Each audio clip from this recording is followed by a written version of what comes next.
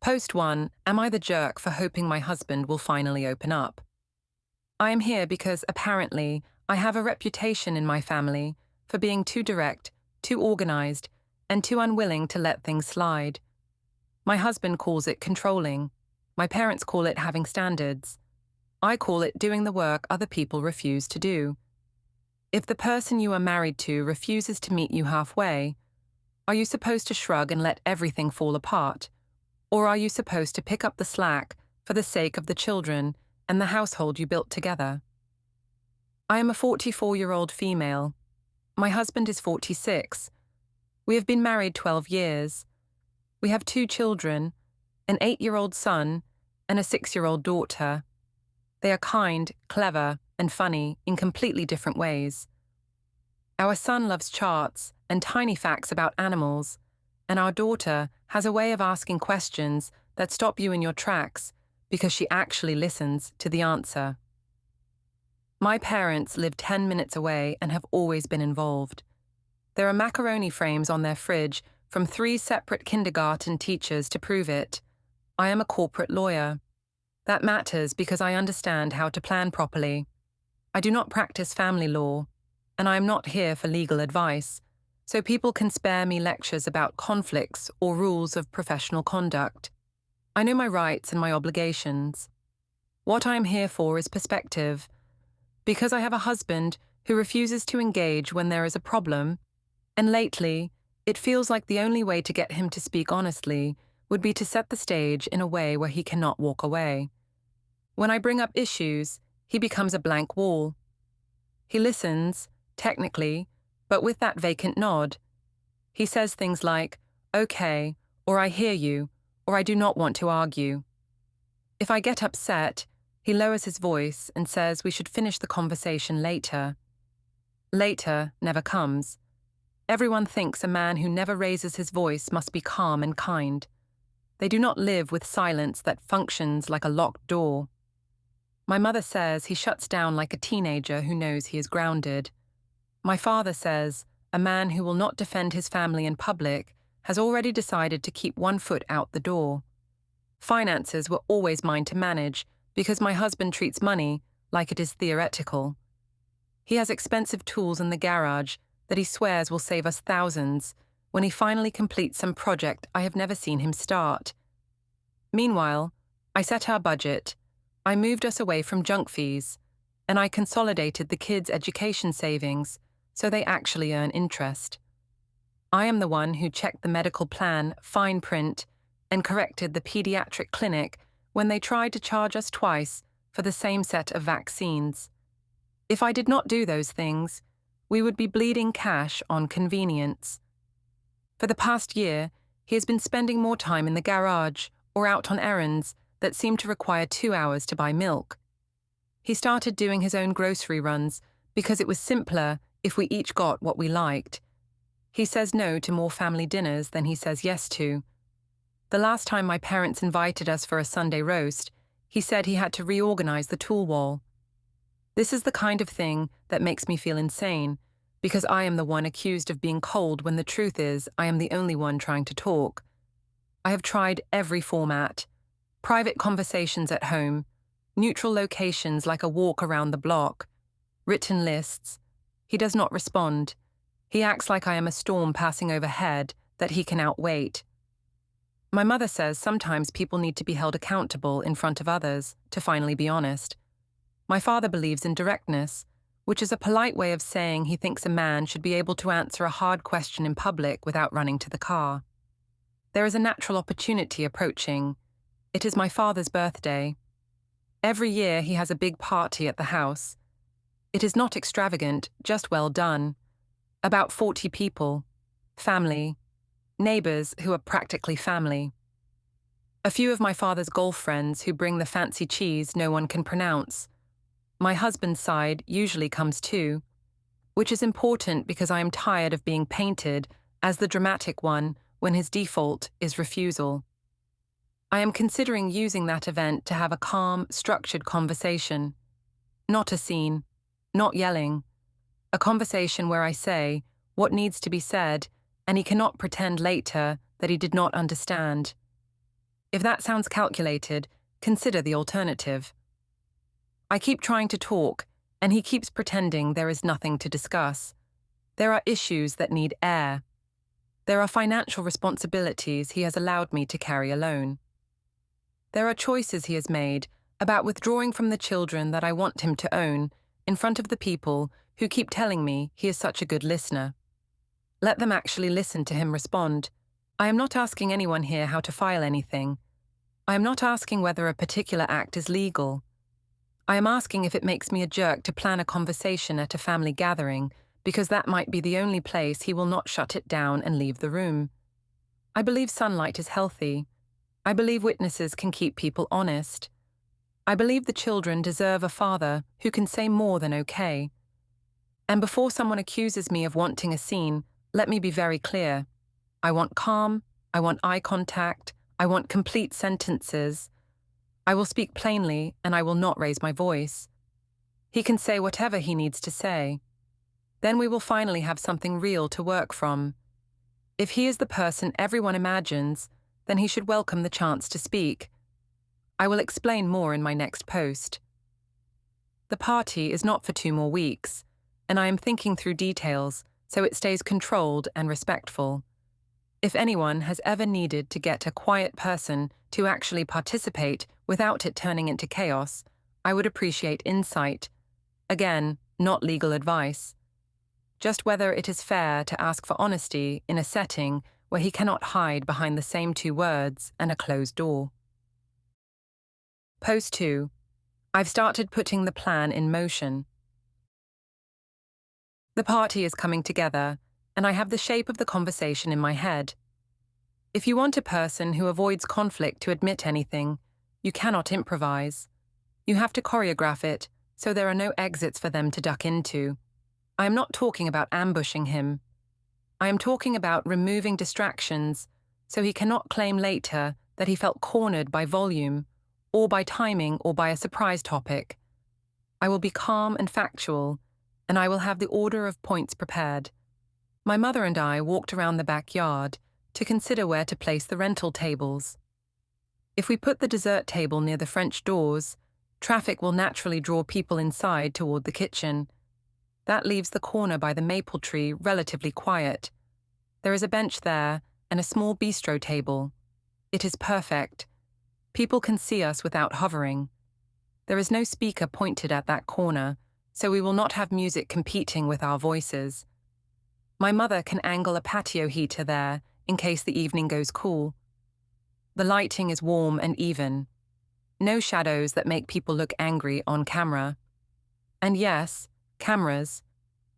My parents have a security system that records the backyard automatically. I am not trying to capture anything. I am just not going to pretend the cameras do not exist when they are always running. Guest arrival is staggered by design. My father loves to greet people at the curb, which means cars form a little line and no one slips in unseen. I asked him, gently, to make sure my husband gets one of the first arrival slots. If he is there early, he cannot claim later that he was tired or stressed after too long a day. I will keep my parents busy with introductions and gifts, so no one hovers while we talk. My father knows to stay with his friends until I give him a signal. The signal is that I will touch my necklace once, the gold chain my mother gave me when I passed the bar. That is the cue for everyone in my family to remain where they are and not interfere, because I do not need a Greek chorus joining in. I have been rehearsing the words. I will open with the simplest truth. You have been absent. The children notice. I notice. I want you to show up. Then I will lay out the schedule changes he has made that affect the household. How he started doing his own grocery list because it was easier. How he has opted out of Sunday dinners. How he skipped the parent-teacher meeting and I went alone. I will not be emotional about it. Date, fact, impact. Then I will talk finances, because I will not have my family taking the fall for his neglect. To prepare, I spent the last months doing what any responsible spouse would do. I moved small amounts from the joint account into a separate account where they would not be eaten alive by random purchases. I did it in reasonable increments, so nothing would look dramatic. 280 here, 320 there. Always after payday, always on a Friday, always with a neutral memo line like camp fee or dental hold. I also prepaid my car insurance for the year because the discount was significant. I renewed my phone plan early because the carrier offered a loyalty credit. Those decisions save money for the household. If later I decide I need money in my own name for basic costs, then it is a practical structure to have in place. I also adjusted the kids' education savings to a higher yield option. We had let it sit in a lazy fund because my husband does not want to think about anything that does not involve a socket set. I am not apologizing for making money more efficient. I am the one who set up the RESP in the first place. I am also the one who realized our paper statements were being delivered to our old mailbox because the forwarding period ended. I updated the mailing address to my parents' house for the time being because I am there frequently and because their mailbox is secure. It is not a secret, it is mail security. If he wants, I can put it back once he demonstrates he will read a statement instead of letting it stack untouched on the entry table. Work has been intense. I have a junior associate and an assistant who are competent, although the assistant can be dramatic about process.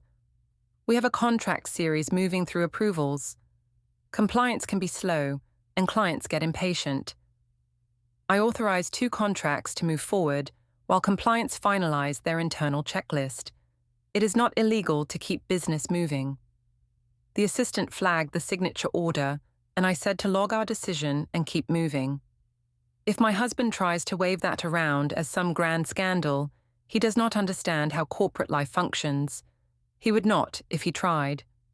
He has a habit of projecting ethics issues onto situations he finds uncomfortable. Meanwhile, he uses our home printer for garage plans, then complains when the ink is low. After my last post, a few people seemed eager to read something into my mention of feeling appreciated. I am not discussing my private friendships here. I will say the obvious. When you are ignored inside your marriage for long enough, you lean on friends who see you. There is one person who has listened when I needed to vent after a long day. We grab coffee sometimes. We laugh. It helped me remember I am a human being, and not a logistics team. That is not a crime. Whether I mention any of that to my husband depends on how honest he decides to be with me.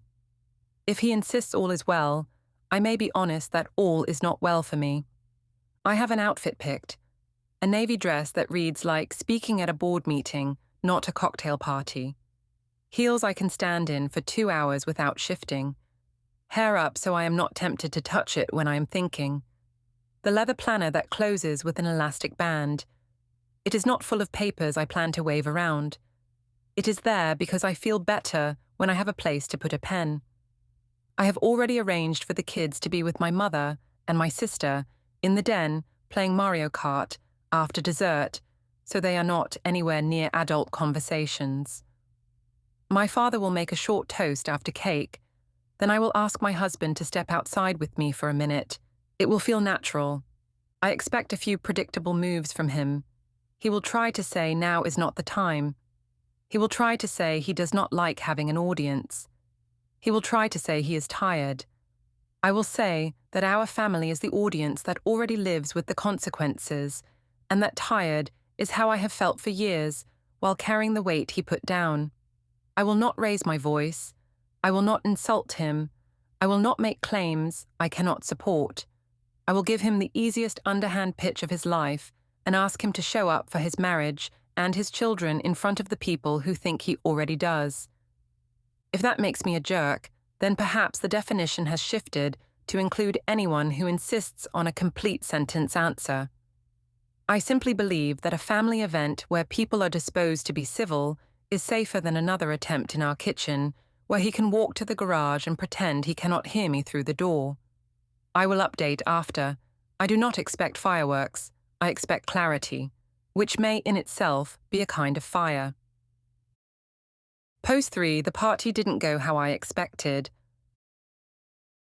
The party was last night. I did everything exactly as planned, and I'm writing this with that tight feeling behind the eyes you get when you ran a marathon and then tripped at the finish line. It was not because of me. It was because men who insist they can behave often choose not to when reality does not match their movie. The house looked beautiful. My mother does lighting the way some people do prayer. White strings along the fence, candles in old jam jars on the bistro tables. The catering trays released the warm smell of rosemary and garlic. People arrived in waves. My father greeted them at the curb just like we planned. My husband was among the first to arrive. He wore the charcoal blazer I bought him 3 years ago. He smiled at my mother and handed my father a bottle of scotch with a small card tucked under the ribbon. He greeted my sister.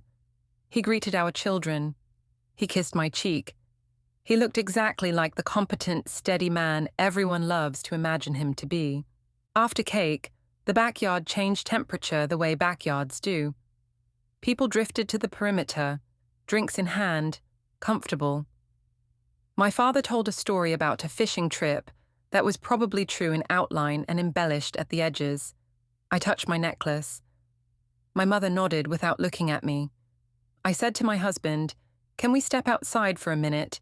And he said, "Sure." We walked to the maple tree. I opened exactly where I promised myself I would. "You have been absent." The kids notice. I notice. "I want you to show up." He looked at me with that neutral face that makes me want to shake him. I listed the details. The missed parent-teacher meeting in March, where Mrs. Donnelly had to reschedule, and then he skipped the reschedule because he was reorganizing nails by size in the garage. The last 3 Sundays where he opted out, and I had to take our son to soccer and our daughter to a birthday party at the same time with the help of my mother. The grocery split that sounds harmless, but actually results in a refrigerator full of duplicates we do not need. He said, "Okay." That was it. I moved to finances because if he was going to pretend he did not understand the emotional part, he could at least respond to math. I told him I moved funds to protect our budget, that I prepaid insurance and our phone plan to get discounts, and that I adjusted the kids' education savings so they would not languish. I told him I updated the mailing address for statements temporarily because my parents' box is secure. I said, "Clearly, that money is not a toy you pick up on Saturdays when you feel like it. It is a series of decisions you honor." He blinked. He said, "Is there anything else?" I said there is. I said that I have someone who listens to me when I speak, and that it made me realize how little listening happens in our house. I said I had put a deposit down on a coastal retreat for later this year because I needed to remember what rest feels like. I did not say who the second ticket was for. I did not wave it in his face. I simply said that my life has been on hold for years while I handled everything, and I am done waiting for him to act like a partner. He stared at me like he was looking into a tank at the aquarium, and the fish had suddenly learned to talk. Then he said, in a voice so flat it felt like static, "All right, thanks for letting me know." He turned his head toward the patio, saw that people were still talking and laughing, set his empty glass on the bistro table, and began to walk away.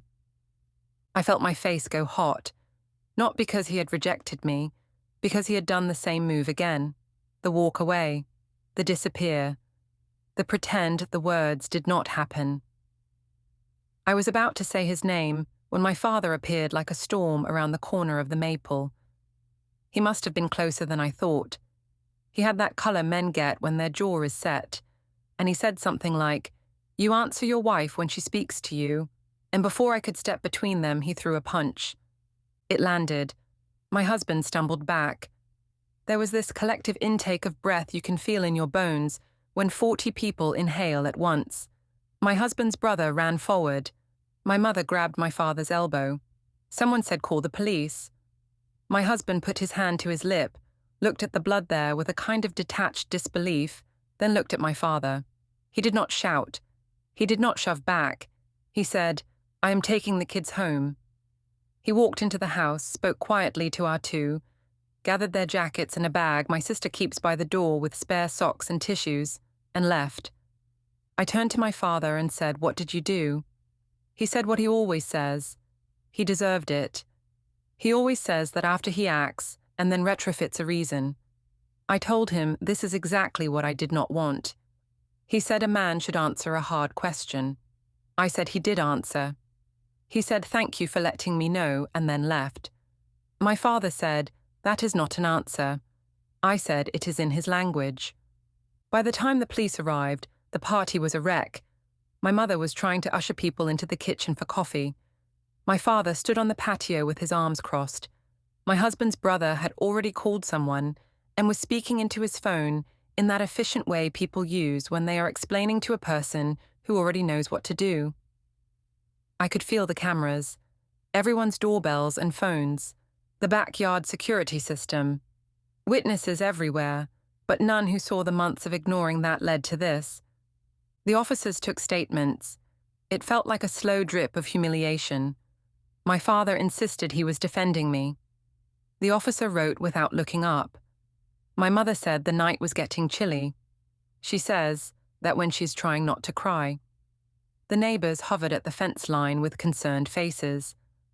I think I thanked people for coming. I think I helped the caterer wrap trays. I think I stood in the bathroom and put cold water on my face and rehearsed sentences about how this would not change anything. I went home to my parents' house with them. The kids were already at our home with my husband. When my mother put a blanket over my legs while we sat at the kitchen table, I felt 8 years old again. I hate that feeling.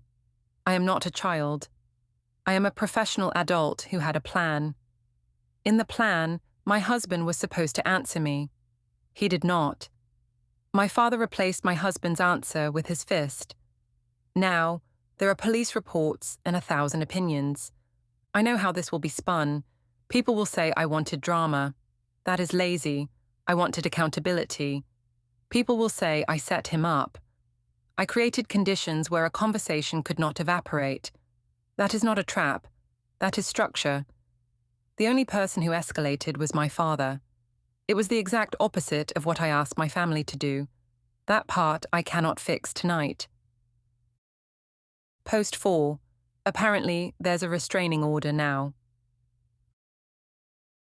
I woke up at my parents' house to 3 things. A headache that felt like I had clamped my teeth all night, a text from my sister that the kids were fine and had pancakes, and a voicemail from a number I did not recognize that turned out to be a preliminary notice about a restraining order against my father. The party was not even 12 hours old. Here is the part that people who have never been through anything like this do not understand. A restraining order against one person becomes a complicated net for everyone attached to them. My father is restrained from being near my husband or the children. My husband lives in our house with the children. I am staying with my parents for the week because I did not want to walk into a house where the locks may or may not be changed, and I did not want to insert our children into the Cold War that last night built. That means if I am with my father in our parents' home, the kids cannot be there. Not because of me, because the order exists. It is a technicality, sure. It is also how the law keeps people from doing stupid things twice. I called my husband to ask when I could pick up the kids for dinner. He answered on the second ring and said, very evenly, "They have a play date at 4. And I will bring them to your parents' curb at 6:30 if your father is not present on the property." It is an exact sentence. He knew what he was saying. I said, I do not appreciate being told I cannot have my children in my own parents' house. He said, you can have them, and the order prevents one specific person from being present. I said, this is a petty use of process to punish. He said, I am following the order the judge signed this morning. The speed at which the paperwork moved startled me. A person does not have those forms filled out by breakfast unless they had them ready or know exactly what to ask for. My husband is not a lawyer. He is not stupid either. It did make me wonder what else he has lined up neatly behind a polite face. My mother spent the morning clattering dishes and avoiding eye contact with my father, which is how she shows anger without using the word. My father kept saying he would explain himself to anyone who asked. There will be court dates for that. In the meantime, the practical reality is this: I cannot host my children inside my parents' house unless my father leaves the property. My parents are not young. This is their home. They do not want to be exiled to the coffee shop, so that I can tuck my kids into the guest room bed I slept in during law school, when I crashed there after late nights. I am aware that all of this sounds like an argument about logistics. It is also an argument about power. My husband is using a situation he did not create to make me bend. I am not bending. I arranged to meet the kids at my parents' curb at 6:30.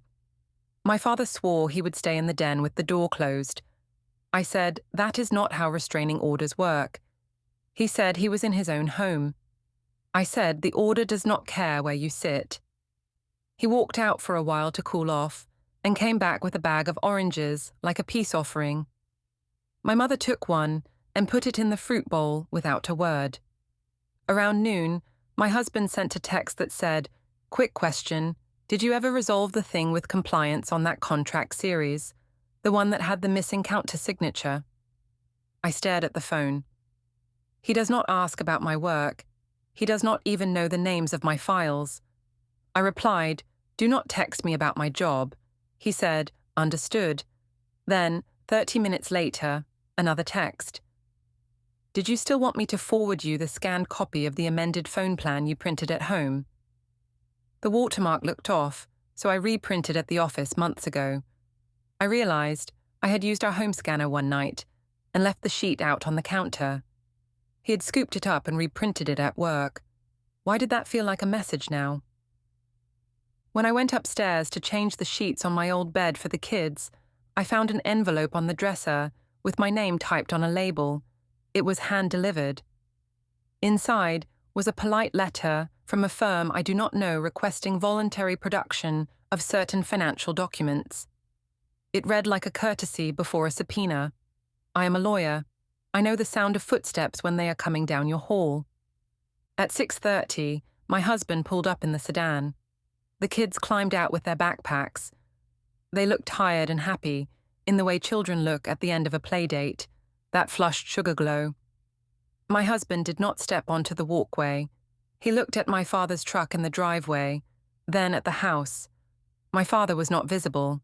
My mother was at the window like a ghost. My husband said, "Have them back at 8:30 at your curb, please." I said we might need until 9. He said 8:30. Our daughter said, "Can we play Go Fish?" And I said we can do anything you want. We sat on the front steps because I did not want to take them inside and risk an argument about the order. We ate sandwiches from the bakery down the street.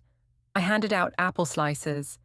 My son told me the rules of a game he made up with his friend at the play date that involved a dragon and a calculator. We laughed. It was ordinary and painful. When my husband came back at 8:30, he said thank you and buckled them in. He did not look angry. He looked like a person who had made a list. He asked one more seemingly casual question. "Did you fix the forwarding address on the bank statements, or are those still going to your parents' house?" I said I am still receiving them here temporarily for security. He nodded. He said, "Good to know." Then he drove away. I told myself I was imagining the pattern, the speed of the order, the precise texts about compliance and scanning, the question about statements, the courtesy letter on the dresser. It is very easy to overread a man who does not emote. It is also foolish to ignore a man who is suddenly very efficient. I have a meeting scheduled next week to attempt mediation.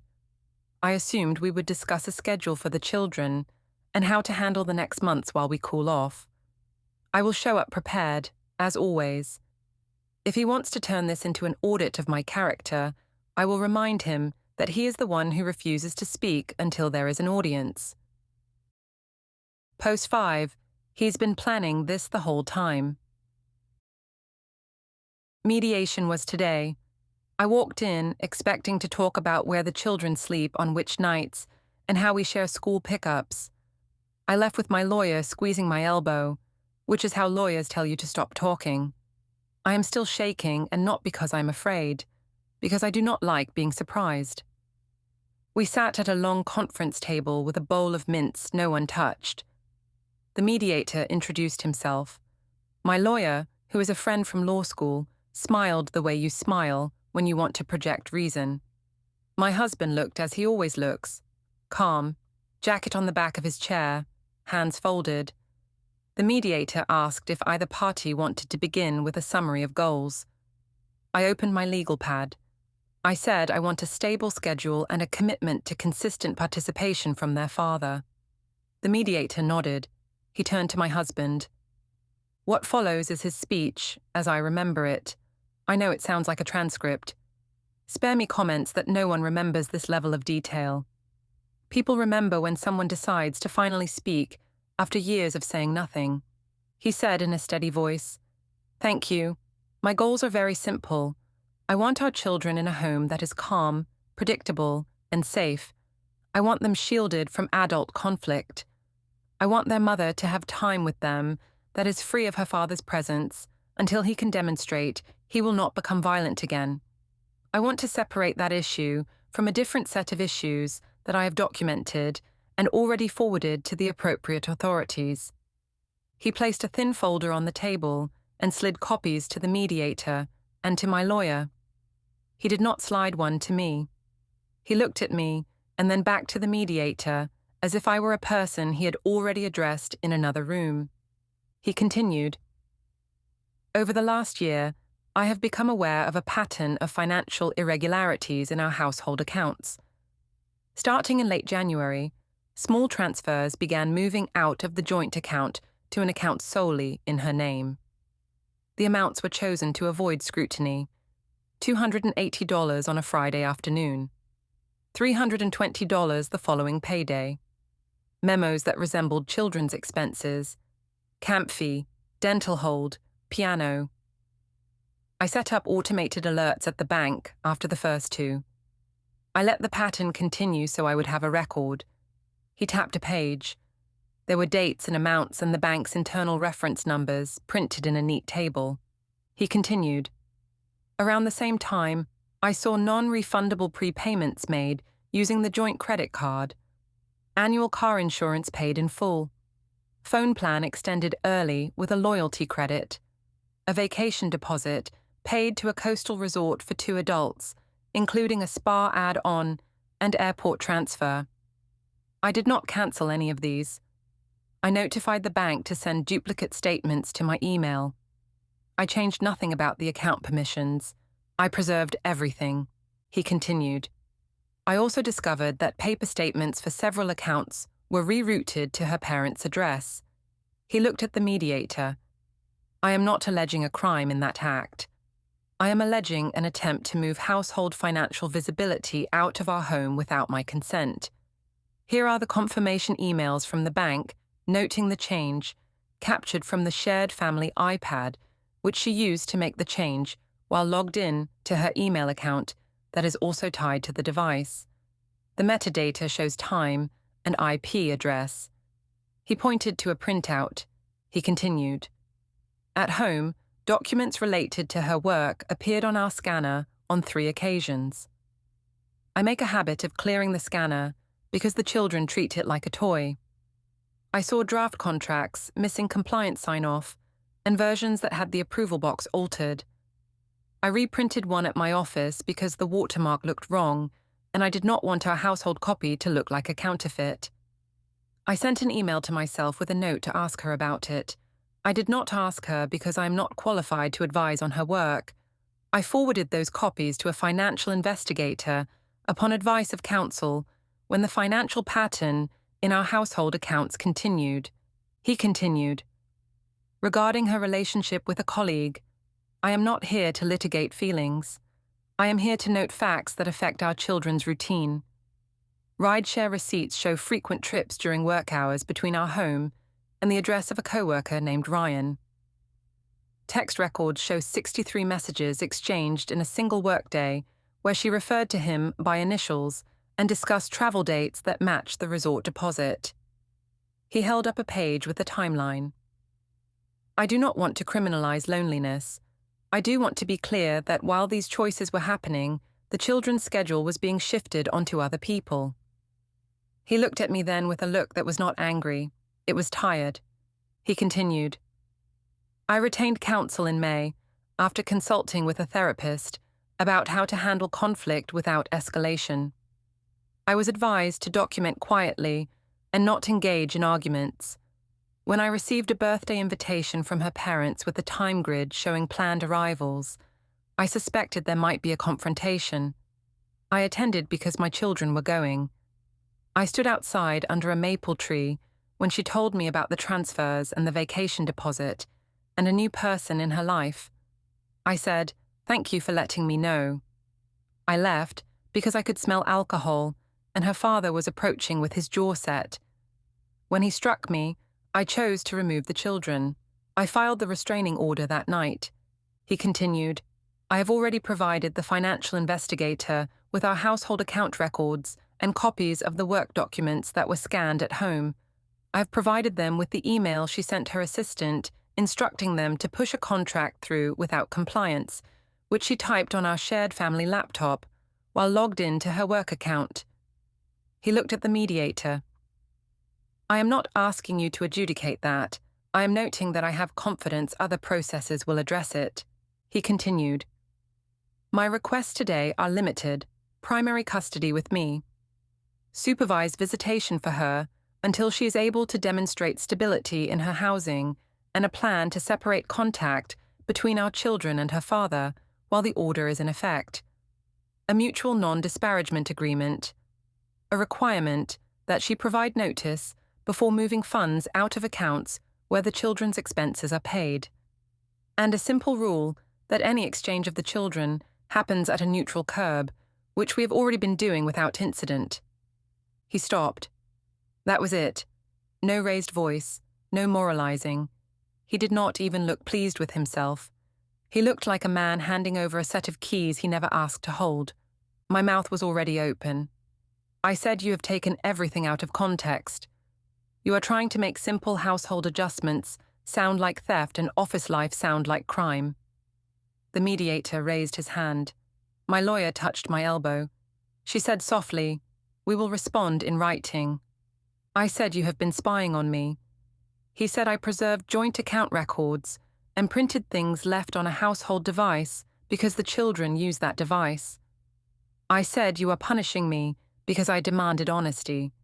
He said I am protecting our children from chaos. The mediator summarized next steps. I barely heard him. What I heard was the word investigator sounding like a door closing. I heard the way he said thank you for letting me know replaying in the room like a bell. Post 6, final update. Apparently, I'm the bad guy. I am writing this from my old bedroom at my parents' house. The trophies on the shelf still say debate champ on plastic plaques.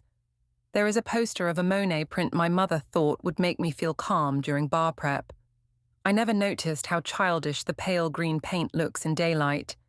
It is an odd place to land after 12 years of marriage and 2 children who still ask to braid my hair. Here are the outcomes to date. The mediator recommended, and the judge signed on an interim basis, a schedule where my husband has primary custody. I have supervised visitation once a month for now. The supervision is not because of me, and yet in effect it is. The order against my father remains, which means any visit that begins or ends at my parents' home would be a violation if he appears. We are using a neutral center.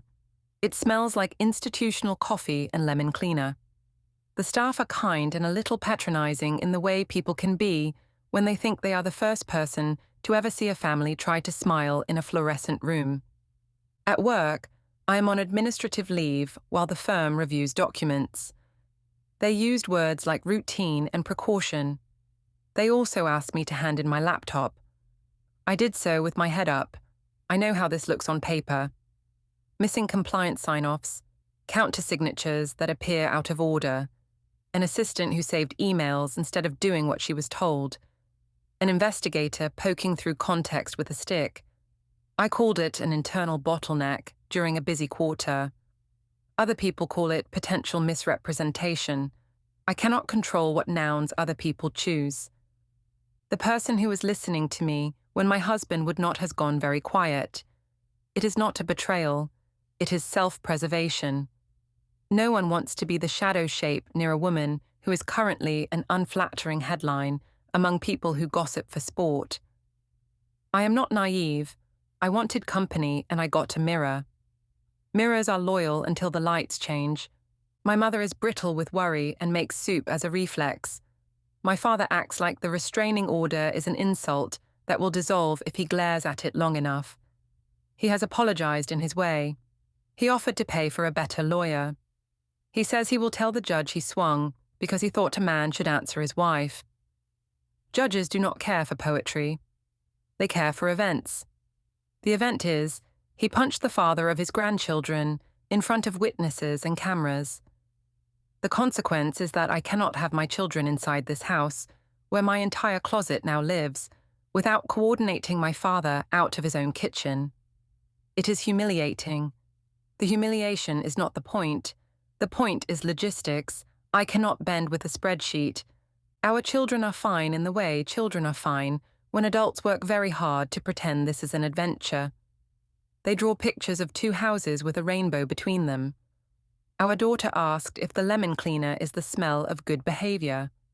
Our son made a chart of visitation center rules and assigned points for following them. They laugh easily. They look at me like I am theirs. Then the hour ends, and a staff member says time, and I hand them to a man who thanks me and buckles their seat belts and does not look back because he is doing the thing he knows how to do, which is move forward in a straight line. My husband changed the locks, which he is allowed to do.